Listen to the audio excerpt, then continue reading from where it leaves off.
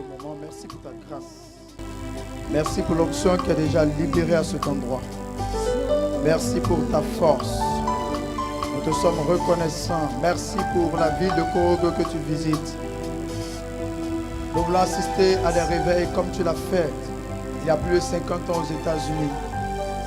Nous voulons assister à des grands réveils, à des mouvements angéliques dans toute la ville, à des mouvements angéliques à partir de la communauté ici. Nous voulons assister à l'explosion de ta gloire, de ta puissance. Oui, Elohim, je me soumets à ta grâce. Je soumets l'assemblée à ta grâce. Je soumets le groupe musical, la sonorisation à ta grâce. Père, bénis ce moment, libère ta grâce. Au nom puissant de Jésus de Nazareth. Amen. Est-ce qu'on peut acclamer le Seigneur très fort?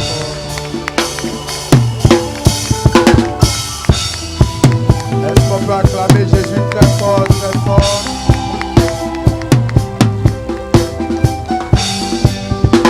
Amen. Asseyons-nous. Je tenais encore à dire un grand merci à notre Dieu qui permet que nous puissions être là. Ne vous lassez pas de merci, c'est culturel, c'est propre à mes origines. Dans mon ethnie, même pour saluer ton enfant le matin, si on doit traduire ça littéralement, ça ressemble à merci pour hier. Donc, c'est bonjour, on voulait lui dire. Merci au révérend Père modérateur pour la confiance renouvelée. Merci à tous les frères de la communauté, aux bergers de la maison. Et merci à vous d'avoir répondu si nombreux à l'appel du Seigneur.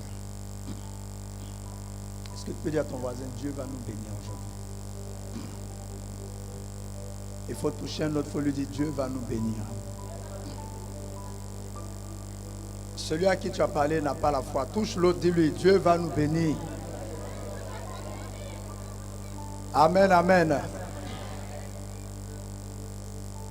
Tout à l'heure, le chante l'a dit, il a dit, si tu sors d'ici tel que tu veux, là, c'est qu'il y a quelque chose qui est raté. Je crois que personne ne sortira tel qu'il est venu. Dites-moi un très bon amen. Et nous repartons sur le texte de base. Mais il répondit, j'ai à manger une nourriture que vous ne connaissez pas.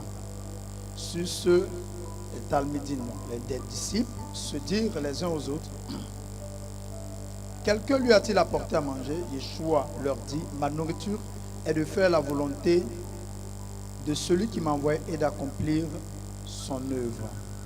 Parole du Seigneur notre Dieu.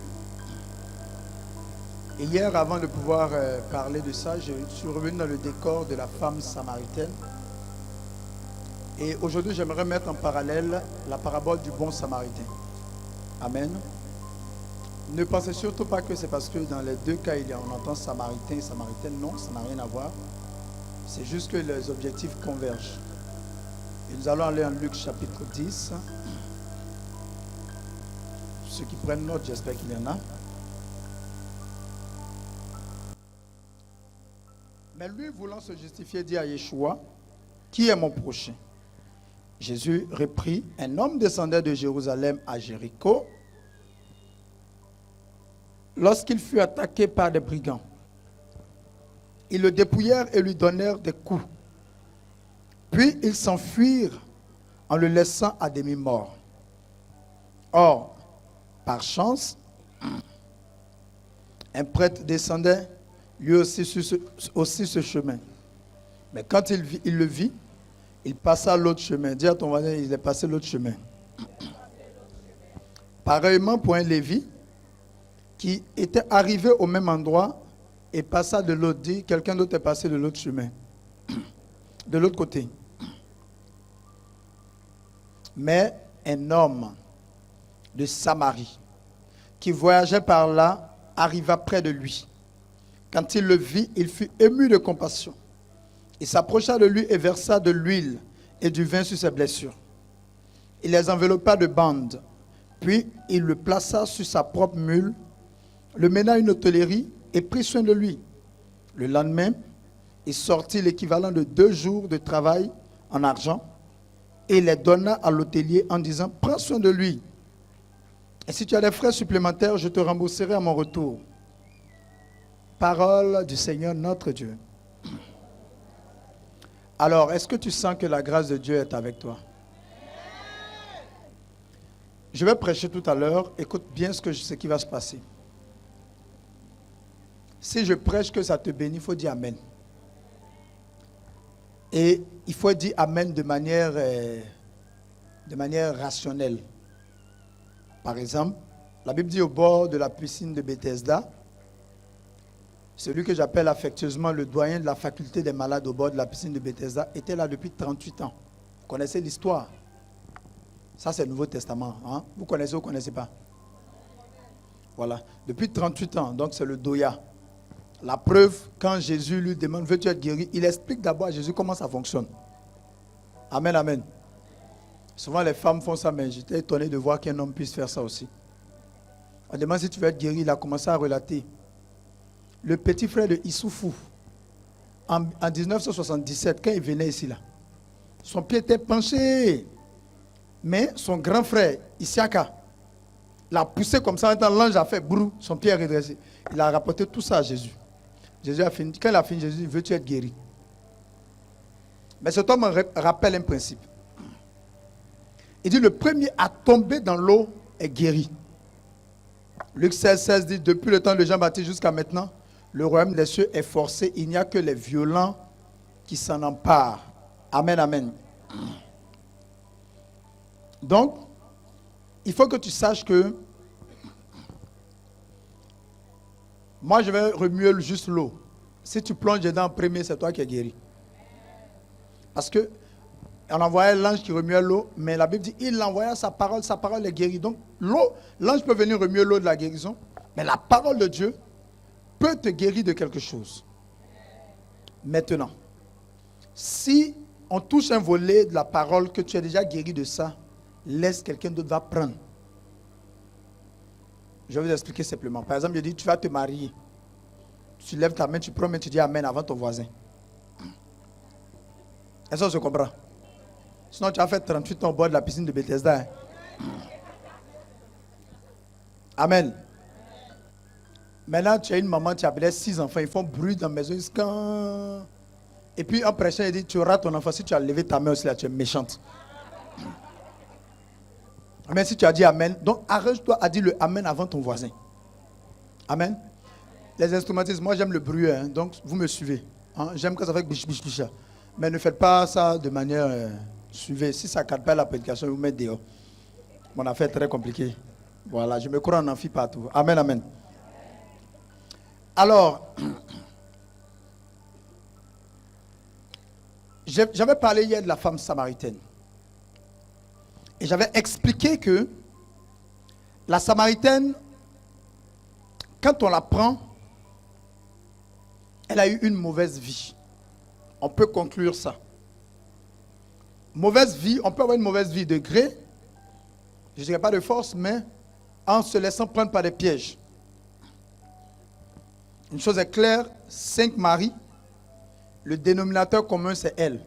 Moi, si je devais déduire, elle a un mauvais comportement. La preuve, comment elle se comporte envers Jésus là, c'est ce que nous tous on a vu. Mais cette femme ne sortait plus.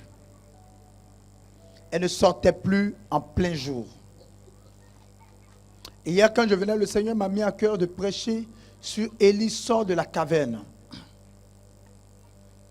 Voilà un prophète que Dieu a utilisé. Puissant homme de Dieu. Il a fait descendre le feu du ciel. Il a seul défié 850 prophètes et occultistes. Et 400 Baals, les prophètes d'Astarté. Et il a remporté la victoire. Oh, frères et sœurs, vous savez, nous on prie, mais si on te dit il y a 850 personnes réunies d'un coup comme ça, puis toi seul, tu vas certainement appeler au secours. Mon Père, priez pour moi, intercédez, je suis seul. Et voilà un grand homme de Dieu qui a fini par les égorger. Ce qu'on ne sait pas dans Élie et les prophètes Baal, c'est que Élie lui a proposé un truc que les Baals eux-mêmes faisaient d'habitude. Ils jouaient le feu d'ordinaire. Donc quand Élie lui a dit, celui qui va faire descendre le feu du ciel, je suppose que la même nuit là, ils ont ri comme s'ils allaient gagner le match. Et le lendemain, Quand il doit faire descendre le feu, c'était, comment on appelle ça? Les matchs où il y a un coup KO, voilà. Ils ont fait au départ, ils ont pensé que comme ils ont été légers, ils ont fait. Finalement, ils se sont tailladés, même se blesser. Zéro résultat. Et lui, il est venu et il a manifesté la puissance de Dieu. Je voudrais te dire une chose. Des gens qui ont l'habitude de faire descendre le feu, normalement, leur feu là devait descendre. Mais j'ai compris une chose, c'est que tant que l'original n'est pas là, la photocopie s'exprime avec joie.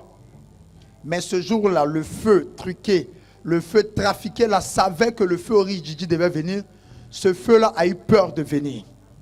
Avant de poursuivre, j'aimerais dire à une personne ce soir, la version trafiquée de ta vie, la version touchée, retouchée par le démon de ta vie s'est exprimée pendant plusieurs années. Ce soir, je suis venu inaugurer la bonne saison de la version originale de ton histoire. J'aimerais te dire une chose.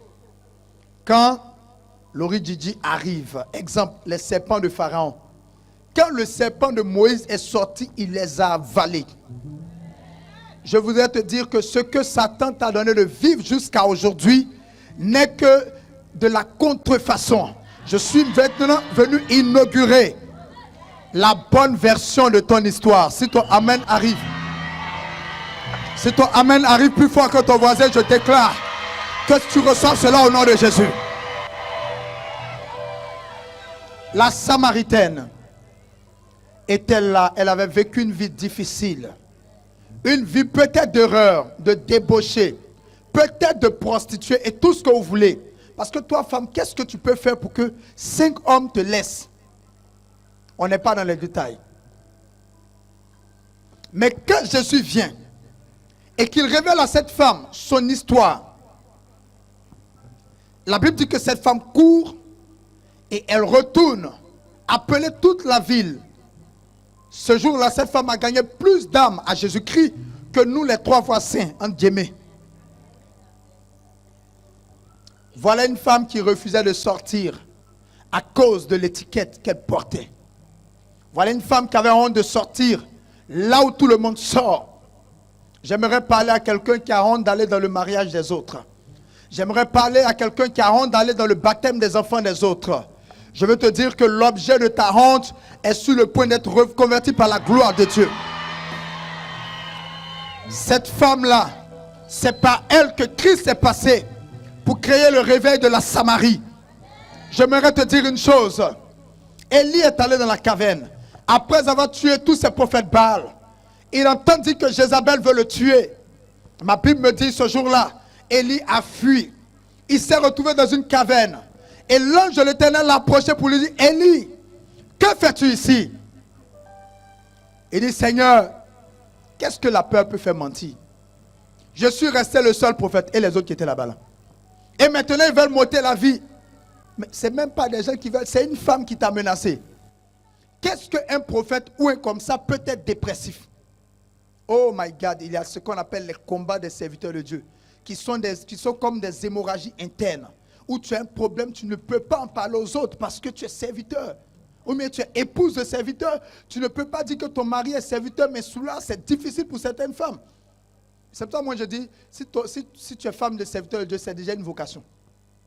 Dis que tu vas être maman prophétesse à côté de moi, nulle part c'est écrit. Amen, amen. Écoutez. Élie, Jézabel veut le tuer, Élie fuit. Il va se mettre dans une caverne. Pianiste, tu peux m'accompagner s'il te plaît? Il va se mettre dans une caverne. Et là-bas, qu'est-ce qu'il dit?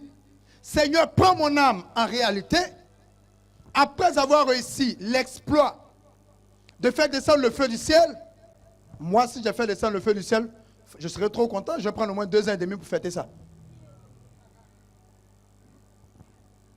Il s'en va dans une caverne pour tenter de se suicider. En réalité, c'était ça. Prends mon âme, peut-être qu'il n'avait pas les moyens pour se suicider. Il demandait simplement à Dieu de lui retirer le souffle de vie. Et un ange arrive. L'ange le tape. Il lui dit, Élie, que fais-tu ici? Demande à ton voisin, tu fais quoi là? Tu fais quoi dans cette dépression? Tu fais quoi dans cette souffrance intérieure. Et l'ange le touche.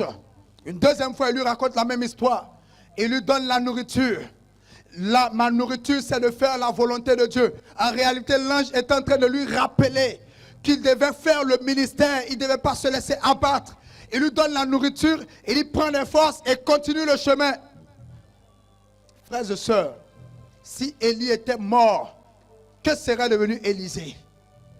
Que serait devenu le collège des prophètes que Élie dirigeait?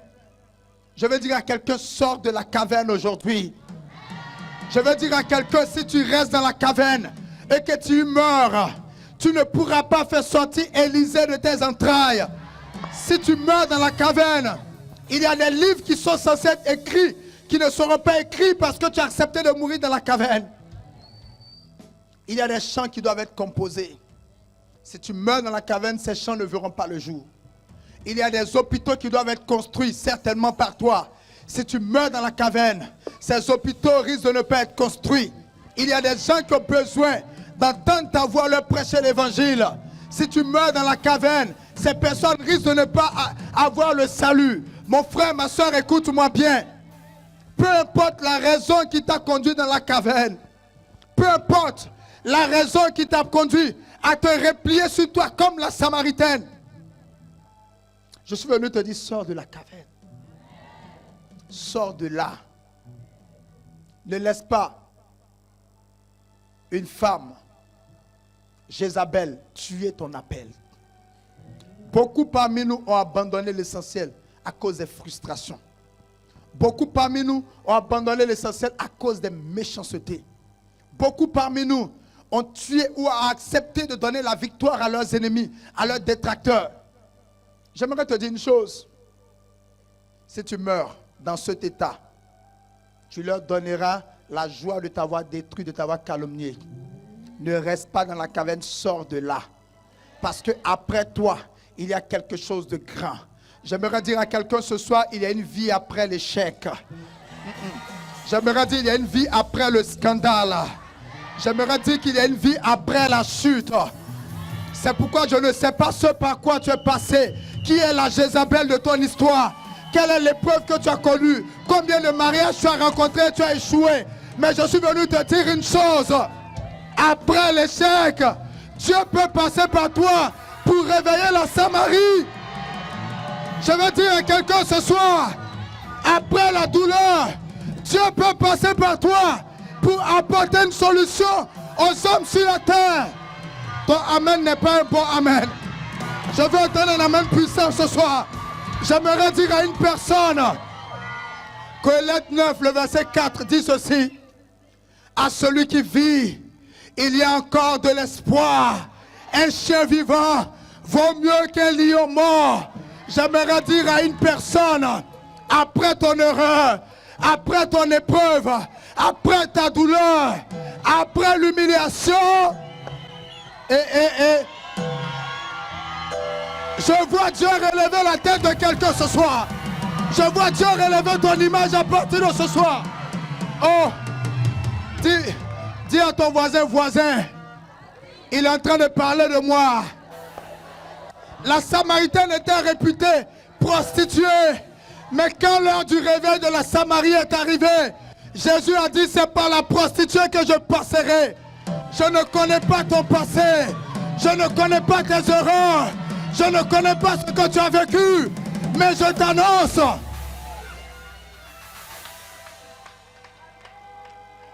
Dieu est sur le point de faire de toi une personne extraordinaire. Actes chapitre 4, verset 11 dit que la pierre qu'ont rejeté les bâtisseurs est devenue la principale de l'angle. Je ne sais pas pourquoi est-ce qu'on t'a rejeté. Je ne sais pas pourquoi est-ce qu'on t'a chassé. Mais je t'annonce une chose. Ceux qu'on rejette deviennent les personnes incontournables. Tape ton voisin, dis-lui voisin, je ne sais pas si tu es concerné, mais il parle de moi. Dis-lui voisin, c'est de moi qu'il s'agit. Tu n'as pas dit, celui à qui tu as parlé n'a pas la foi, touche un autre.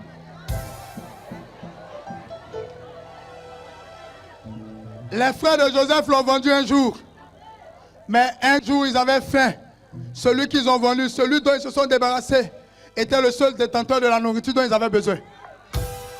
Je suis venu te dire, quand les gens te méprisent, quand les gens te jettent, quand les gens te mettent dehors, quand les gens t'humilient, Dieu, qui est le meilleur des scénaristes possibles que je connaisse, il est le meilleur metteur en scène que je connaisse. Il est capable de succéder les événements de sorte à ce que ceux qui t'ont méprisé, ceux qui t'ont humilié, se retrouvent dans une position où ils ont un besoin.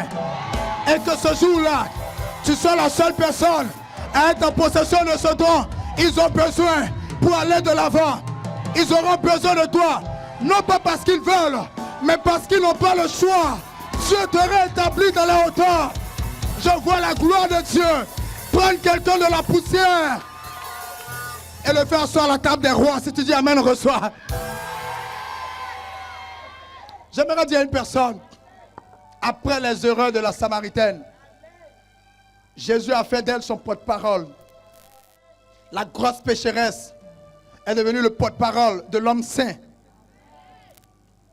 Un homme dans la Bible s'appelait Samson. Samson avait un pouvoir extraordinaire, une onction extraordinaire. Les gens parlent de Samson comme si c'était le prototype de l'erreur. Mais moi, dans la vie de Samson, j'ai découvert quelque chose. Samson avait pour mission de détruire les Philistins. Il a aimé une femme. Il s'est approché de cette femme. Généralement, la trahison ne vient jamais de loin. Ton Judas n'est pas loin, il est juste à côté. Il y a des gens qui ont gardé des choses sur le cœur. Oh, c'était mon meilleur ami, laisse ça. Jésus t'a déjà prévenu. Celui qui met sa confiance en un homme, tu avais déjà l'information. Quand Jésus, hier j'en ai parlé, quand Jésus a dit, Pierre, même tu, j'ai dit dans mon cœur, Jésus merci, il est normal. Un gars qui a vu une vieille femme qui dit, ne te connaît pas. Tu lui demandes encore si t'aimes. Moi, si c'est moi, j'ai conclu, il ne m'aime pas. Samson a aimé Dalila. Dalila l'a séduit et elle a vendu Samson. Et on lui a coupé les cheveux. Son pouvoir est tombé. Samson était ligoté sous des piliers. Et les princes faisaient la fête. Les princes des Philistins faisaient la fête au-dessus de lui. Et même on lui a crevé les yeux. Je vous assure, au cœur de l'épreuve, il y a des moments où vous n'arrivez plus à vous projeter dans le futur. Tellement le coup, le choc a été fort. On lui a crevé les yeux. Et on le faisait tourner en bourrique. Il y a ces moments-là où tu es obligé de te promener avec des gens avec qui en temps normal tu ne te promènerais jamais. Mais à cause de ce que les gens censés se promener avec toi t'ont fait, tu te retrouves à une place en bas, un peu comme Jephthé dans le livre de Juges, au chapitre 11, à partir du verset 1er jusqu'au verset 11. Jephthé, la Bible dit, se promenait avec des aventuriers, alors que son papa à la maison. Et puis, Samson était là et les gens riaient, ils se moquaient. Oh, Samson. Mais ma Bible me dit une chose. Cependant, ses cheveux recommencèrent à pousser. Les cheveux qu'ils ont coupés, la Bible dit, ça recommençait à pousser. Je veux te dire une chose, on peut couper tes cheveux, mais ce qui fait pousser les cheveux est toujours en toi. Ton amen n'est pas bon. Je veux te dire une chose, je répète, on peut couper tes cheveux, mais ce qui fait pousser les cheveux est toujours en toi. On peut t'arracher ce que tu as aujourd'hui, mais ce qui t'avait donné cela est toujours avec toi. Et ce jour-là, Samson a fait une prière de repentance. Il a dit, Seigneur, pitié. Il a demandé pardon. Et la force extraordinaire de Samson est revenue sur lui. Et ma Bible me dit que quand on fait le cumul, c'est comme ça que j'ai compris. Quand on fait le cumul de personnes que Samson a tuées, quand il était en forme, quand il était fort, quand il était puissant, ça ne vaut pas le nombre de personnes qu'il a tuées en une seule seconde avant de mourir. Le Dieu des grands recommencements. Celui-là qui intervient parfois après l'erreur. Celui-là qui intervient parfois après l'expulsion. Celui-là qui intervient parfois après la chute. J'aimerais te dire une chose. Quand on additionne le nombre de personnes que Samson a tuées en une seconde, ça ne vaut pas le nombre de personnes que Samson avait tuées au temps où d'après lui-même il était en forme. Si les gens avancent, laisse-les avancer. Si les gens travaillent, laisse-les travailler. Si les gens font leurs enfants, laisse-les faire leurs enfants. ne jalouse personne, n'envie jamais quelqu'un. Quand l'heure de Dieu se lève, Samson a réalisé en une seconde ce qu'il n'a pas pu réaliser en une seule vie. Je veux te dire, quand toi tu commenceras à travailler, le premier salaire sera de loin supérieur à ce qu'ils ont épargné depuis des années de travail. Oh oh. Quand toi tu vas te marier, ce jour-là ce ne sera pas qu'un mari, ce sera un condensé de la grâce de Dieu. Je veux te dire, quand tu vas commencer à faire tes enfants, ça ne sera pas les petits bandits qui fatiguent leurs parents. Ça sera les enfants dont on parle au journal télévisé. Je vois Dieu te prendre en bas et t'élever. Je vois Dieu prendre quelqu'un dans la bassesse et le conduire dans la hauteur. Si ton amen est bon, je dis, reçois au nom de Jésus. Écoutez-moi, Padre Pio, c'est maintenant que ça recommence. Je suis venu vous dire aujourd'hui, la vitesse à laquelle la communauté va partir sera plus rapide que les 25 ans antérieurs. Je suis en train de te dire, Dieu, il paye les dommages et les intérêts. Dis amen fort. Il est celui qui a la possibilité de racheter les années que les dévoreurs ont pris. Samson, en une seule seconde, a fait plus de boulot qu'il en avait fait durant toute sa vie. Ne jalouse pas quelqu'un. La même Bible dit que Élie a couru plus vite que les chars de Akab. Il marchait, mais il était plus rapide que les chars de Akab. Mon frère, ma soeur, je ne sais pas ce que tu as vécu. Je ne connais pas ce qu'on t'a fait.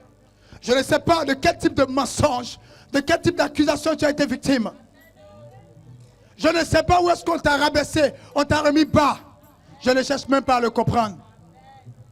Mais ce que Dieu a fait dans la vie de Samson, il le fera pour toi. Je veux te dire, les gens regardent leur montre. Ça, c'est le temps Chronos. Mais il y a ce qu'on appelle le temps Kairos. Le temps Kairos surprend ceux qui étaient là.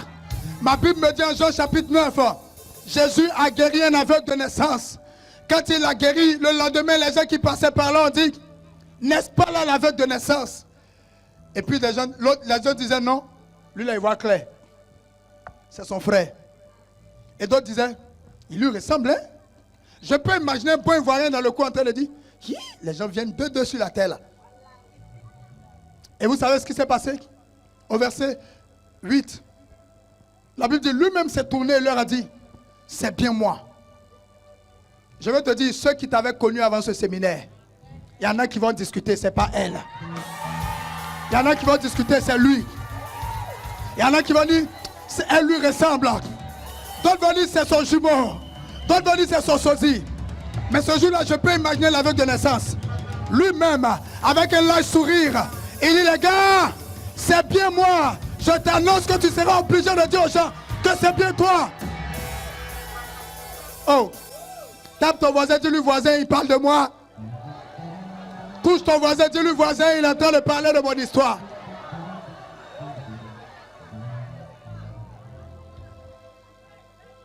Cette Samaritaine, mauvaise renommée, mauvaise vie. À cause de cette Samaritaine, Jésus a dit, je n'ai pas fait. Je viens d'évangéliser quelqu'un qui évangélise. C'est ça le secret derrière le passage. Il était heureux, il était épanoui, il dit, plus besoin de manger. Je viens de gagner une personne qui allait gagner toute une ville.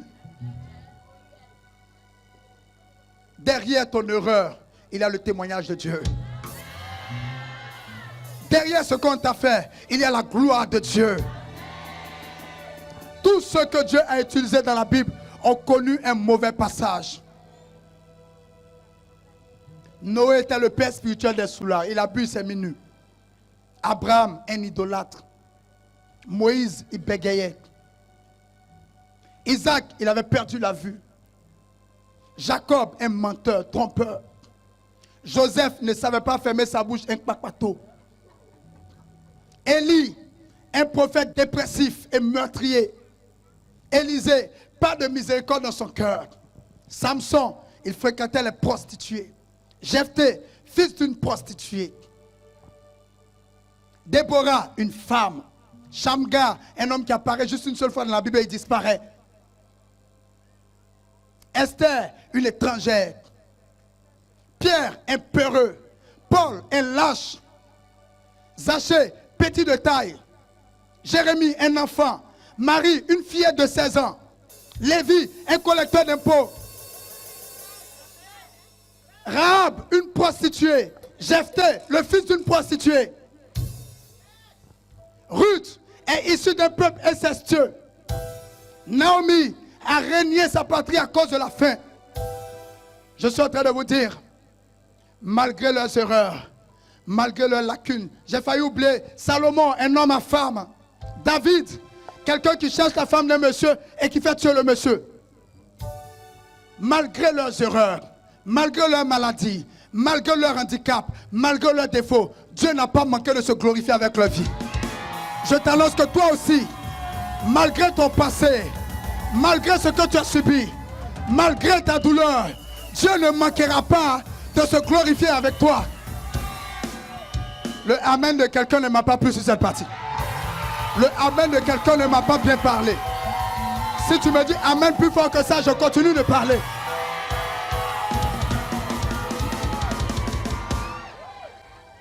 Et parallèlement, quelqu'un vient demander à Jésus, qui est mon prochain? Et Jésus lui donne la parabole du bon samaritain. Il dit, cet homme voyageait de Jérusalem à Jéricho. Comme toi et moi, nous sommes en plein voyage vers la Jérusalem céleste. Et ma Bible me dit qu'il voyageait de Jérusalem à Jéricho. Et il est tombé sur les bandits. Je vous explique 3 types de personnes que vous rencontrez ou que vous avez déjà rencontrées. Et les bandits l'ont blessé, l'ont roué de coups, l'ont laissé à demi-mort. Et quand ils l'ont laissé, la Bible dit qu'un prêtre passait par là. Le prêtre est arrivé, il a vu le monsieur. Il a changé de chemin. Peu importe les explications. Certains théologiens disent que le lendemain c'était le sabbat. D'autres aussi disent que les Lévites connaissaient très bien, connaissaient un peu la médecine. Ils ont dû le voir parce que le Lévite est passé après. Ils ont dû le voir dans cet état. Il s'est dit, même si je le transporte, il va mourir en route. La première catégorie de personnes qu'il a rencontrées, ce sont les bandits. Ceux qui rentrent dans ta vie, qui viennent te faire du mal, qui te blessent, qui te laissent avec une déception, avec une cassure et qui disparaissent. La deuxième catégorie de personnes, c'est ceux qui arrivent dans ta vie, qui te voient. Au départ, ils s'approchent et puis après, ils quittent là parce qu'ils voient que ta vie est compliquée. Ils arrivent dans ton histoire, ils parlent des gros français juridiques, attendu que, vu que, selon que ma maman a dit, mon père a dit, selon l'article du code traditionnel que, et puis regarde ta vie, il n'enlève rien, il n'apporte rien, il t'abandonne dans les problèmes. Et j'aime la troisième catégorie de personnes, eux ils arrivent dans ton histoire. Quand tu les vois venir, tu dis, si les bons ne m'ont pas aidé, ce n'est pas les mauvais. Et puis le Dieu des rechanges, des plans B, le spécialiste des solutions incontournables, le Dieu tout-puissant. Ma Bible me dit que ce jour-là, je peux imaginer l'homme blessé voir le Samaritain. Quand il a ouvert les yeux, qu'il a vu le Samaritain, il dit, lui là même, il va me tuer. Mais ma Bible me dit que le secours te viendra de là où tu n'as pas pensé le voir venir. Il voit l'homme. Il le prend. Il prend soin de lui. Si tu as déjà rencontré les bandits, ne reste pas là, ne te lamente pas. Après les bandits, la vie ne s'arrête pas là. L'horreur des bandits, je vais vous dire une chose. Ils ont blessé l'homme, mais ils l'ont laissé sur le chemin. S'il avait jeté les ravin, l'homme allait mourir. L'horreur de Satan, c'est qu'il t'a laissé chrétien. L'horreur de Satan, quand il a rendu Bartimée aveugle, c'est qu'il ne l'a pas rendu sourd. Bartimée a entendu dire que Jésus passait par là. C'était le plus important. Si Satan n'a pas pu te tuer, je t'annonce que le reste qu'il y a en toi te relèvera. Et l'horreur de Satan, c'est qu'il a tué les hommes dans la vallée. Il leur a arraché le souffle de vie. Il leur a arraché la chair, la peau. mais il a laissé les ossements desséchés. Dieu a appelé Ézéchiel. Regarde là-bas. Est-ce que ces ossements peuvent revivre? Ézéchiel dit, Seigneur, tu le sais. Il dit, vas-y, parle. J'ai entendu un craquement des os qui se sont rapprochés. La chair, les nerfs, la peau. Après, le souffle est arrivé. L'erreur de Satan, c'est qu'il a laissé des restes encore en toi. Il a laissé le monsieur sur le chemin. Quand il a laissé le monsieur sur le chemin, le monsieur a cru en sa solution. Tu as trop compté sur les hommes. Il y a des hommes puissants sur la terre, mais il y a un seul Dieu tout-puissant. Comptez sur Dieu. Le prêtre est venu, il ne l'a pas aidé. Le lévite est venu, il ne l'a pas aidé. Si tu as déjà rencontré ces deux catégories de personnes, n'aie crainte. Et ma Bible me dit, un Samaritain passait par là. Cet homme l'a récupéré. Il l'a refait. Il y a des gens qui pensaient que quand ils quittaient la communauté allait tomber. Jusqu'à présent, ils attendent la communauté encore là. Il y a des gens qui pensaient que quand ils quittaient ta vie n'allait pas avancer. Jusqu'à présent, ils sont là, ta vie va avancer. Dis à ton voisin, j'avancerai encore. Dis à ton voisin, je ne m'arrêterai pas. Il y a des gens qui ont regardé cet homme, quand ils ont vu son état, ils disent, lui là, il ne peut pas vivre. Je veux dire à quelqu'un, ils ont trop vite parlé te concernant. Dis à ton voisin, ils ont vite parlé. Oh. Quand ils ont vu que tu prenais de l'âge, ils ont conclu, celle-là, elle ne peut plus se marier. Dis-lui, ils ont vite parlé. Quand ils ont vu les résultats de la médecine, ils ont conclu, celle-là ne fera pas enfant. Dis-lui, ils ont vite parlé. Quand ils ont vu que depuis tu ne travailles pas, ils ont dit, c'est fini là. Dis-lui, ils ont vite parlé. Je le Dieu de la Bible. Le Dieu qui surprend, le Dieu des surprises agréables. La Bible dit que quand il se lève, tout se disperse. La Bible dit qu'il rend mes pieds semblables à ceux des biches.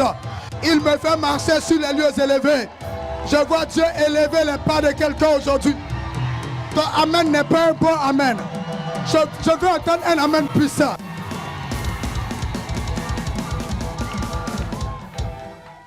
Ils ont parlé vite. Et Dieu a relevé cet homme. Je veux te dire, il y a une vie après l'erreur. Tu as pleuré combien de temps? Tu as pleuré combien d'années? Qu'est-ce qui t'a affecté? Je suis venu par ces assises annoncer l'ouverture des plus belles pages de ton histoire. Je suis venu à travers ce séminaire inaugurer la phase B de ta vie.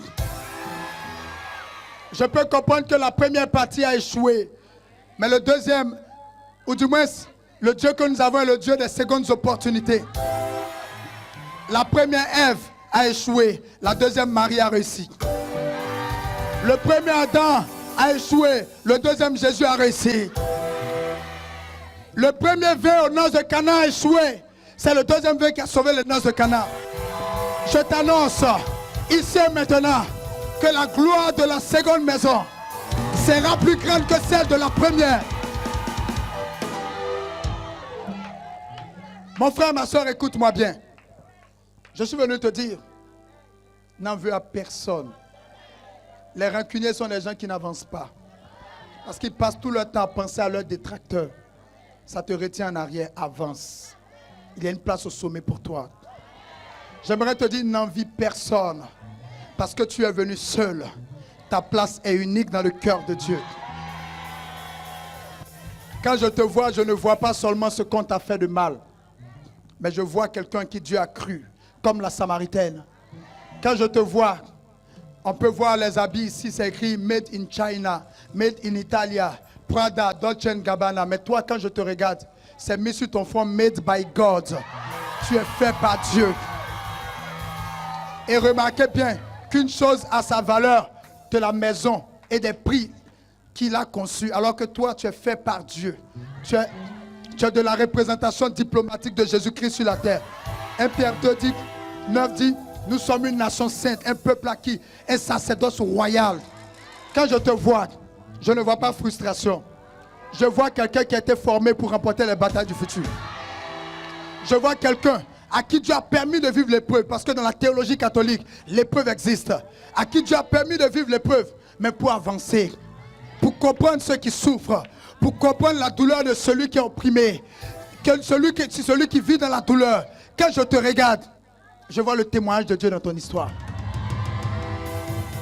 J'aimerais vous dire une chose ce soir et on va prier. Je vous préviens, ce soir, il y aura beaucoup de guérisons de malades. Le psaume 126 dit, quand l'Éternel ramena les captifs de Sion, nous étions comme ceux qui font un rêve. Ceux qui nous voyaient étaient dans la stupéfaction. Et nos bouches étaient remplies de paroles d'allégresse. Ceux qui sèment dans les larmes moissonnent en chantant. Ils vont et reviennent tout joyeux. Je ne suis pas venu donner de belles paroles en l'air. Dans ma vie de prédicateur, il y a un verset qui, selon ceux qui me connaissent bien, disent ça, c'est l'un de mes versets préférés. Le psalmiste dit dans le psaume 37, j'ai été jeune, j'ai vieilli. Je n'ai jamais vu le juste mendier son pain, ni sa descendance être dans la disette. Moi, je ne pourrais pas dire que j'étais jeune, j'ai vieilli. Mais je peux dire que j'ai été adolescent, je suis devenu adulte. Dans ma vie de prédicateur, je n'ai jamais vu quelqu'un que Dieu a lâché. Je connais des gens qui étaient au bas de l'échelle, que Dieu a mis dans la hauteur. Je connais des gens qui n'étaient rien, que Dieu a propulsé. J'ai une de mes collaboratrices aujourd'hui.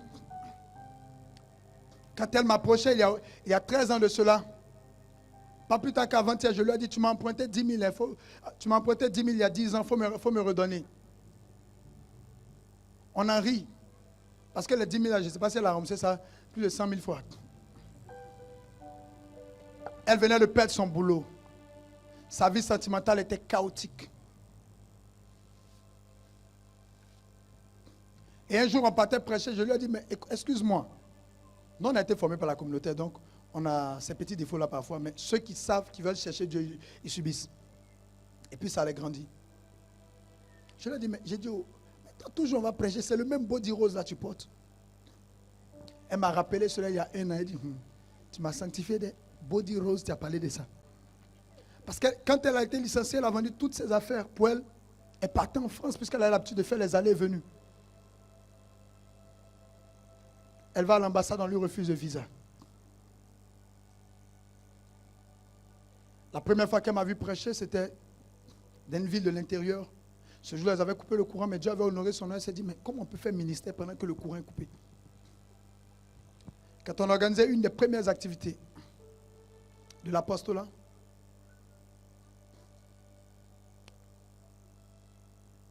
juste après l'activité, elle se promenait au plateau. Un de ses anciens professeurs l'a vu, il a dit, ça va, tu travailles où actuellement?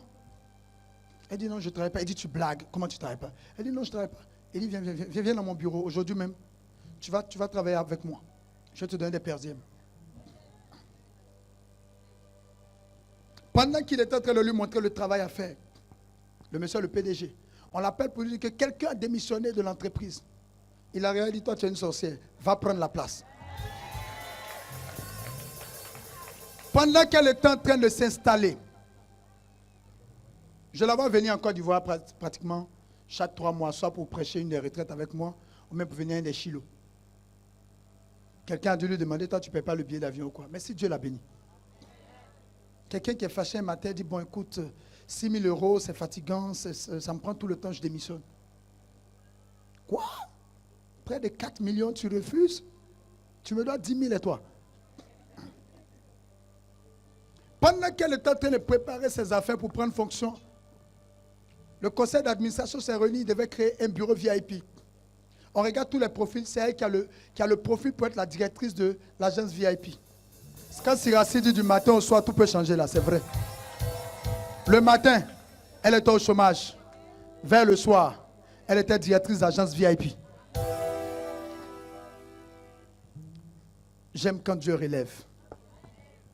Il y a des moments où les gens ne t'approchent plus par amour, mais parce qu'ils n'ont pas le choix. Le plus important pour toi, garde ton cœur. Continue de travailler ton talent. Sois ardent dans le travail. Souvent, les gens me disent, tu ne te reposes pas. Je dis, si elle me repose, Penina va rire. Ça ne m'arrange pas. Je travaille. Joseph, le matin, il était en prison. Vers l'après-midi, dis à ton voisin, vers l'après-midi, il est nommé Premier ministre. Quand il a dormi, il s'est réveillé le jour-là, il ne savait pas que sa vie changerait. Tous les jours font 24 heures. Mais il y a des 24 heures qui boostent les restants des autres 24 heures. Aujourd'hui est un 24 heures qui boostera le restant de tes autres 24 heures. J'ai vu des gens qui n'avaient rien. Cette dame est repartie en France. Nationalité française. Elle a son fils qui a 3 nationalités. Il est américain, français, ivoirien. Toute sa famille a la nationalité, a la double nationalité. Elle anime des conférences à travers le monde. Quand je partais en Martinique, alors que j'étais un peu coincé à Abidjan, je lui ai dit, dévance-moi en Martinique. Elle allait prêcher en Martinique. Les gens m'ont dit, waouh, la prochaine fois même, tu peux rester. Elle prêchera à ta place. Dieu peut reconstruire une vie entièrement brisée. Ce soir, l'une des premières choses qu'il a mises à mon cœur, il m'a dit, je reconstruirai des vies totalement brisées.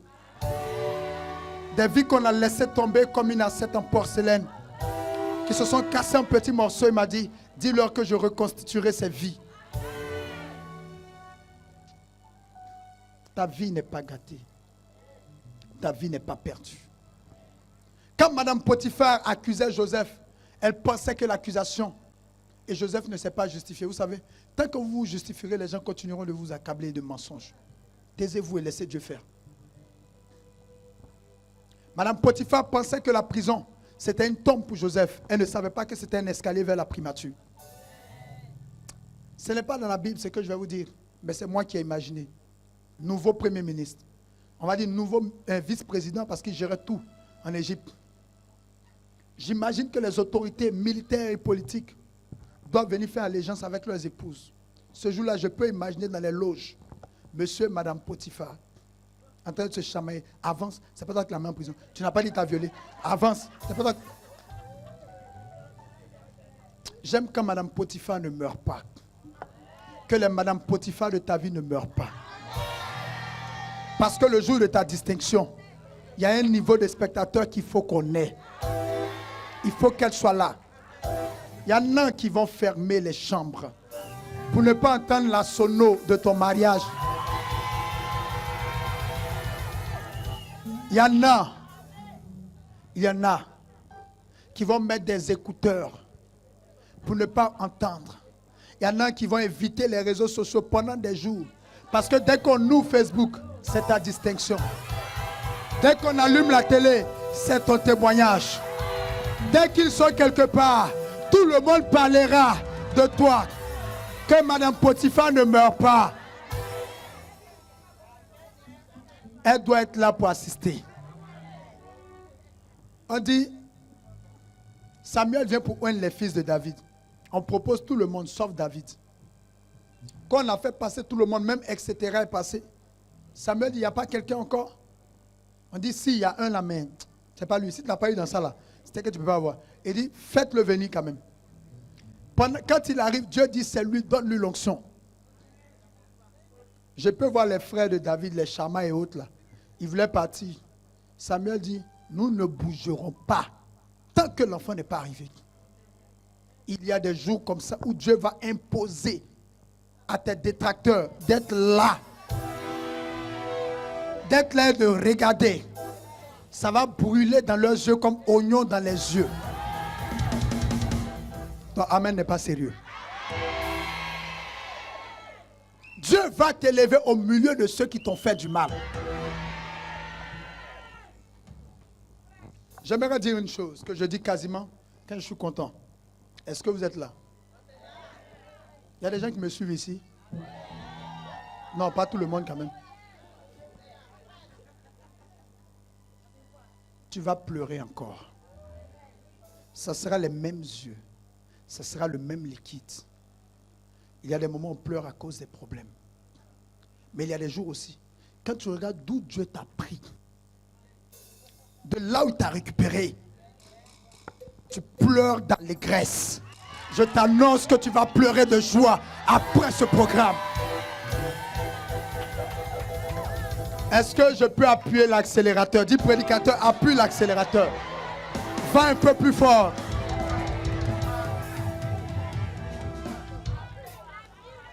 Dis, appuie l'accélérateur.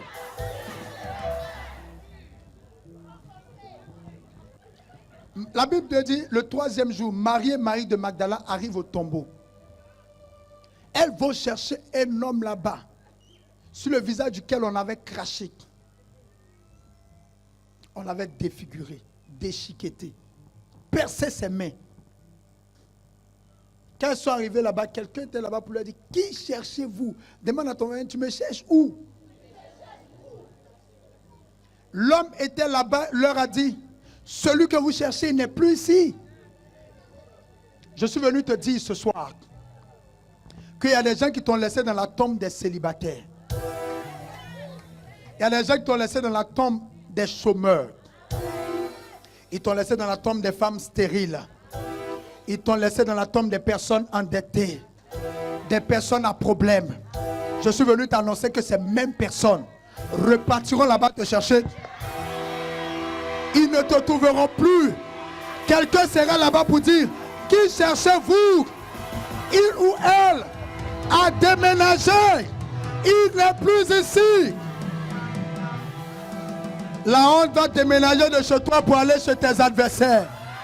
L'humiliation va quitter ta maison pour aller chez tes détracteurs. Si ton amen est bien, reçois au nom de Jésus.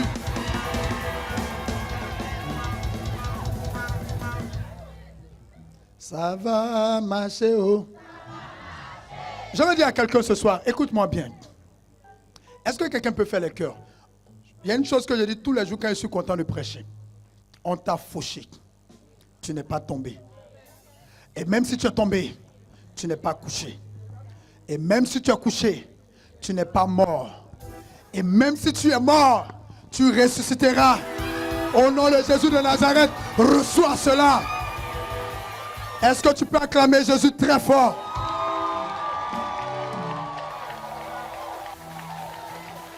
L'œuvre,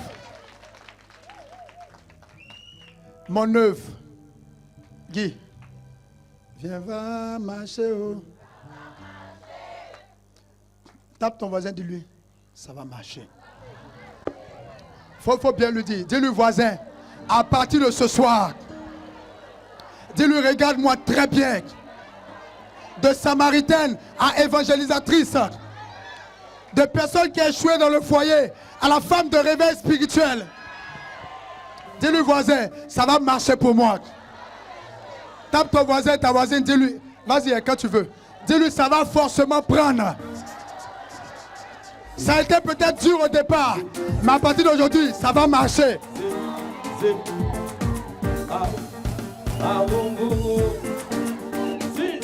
bénis-moi, oh,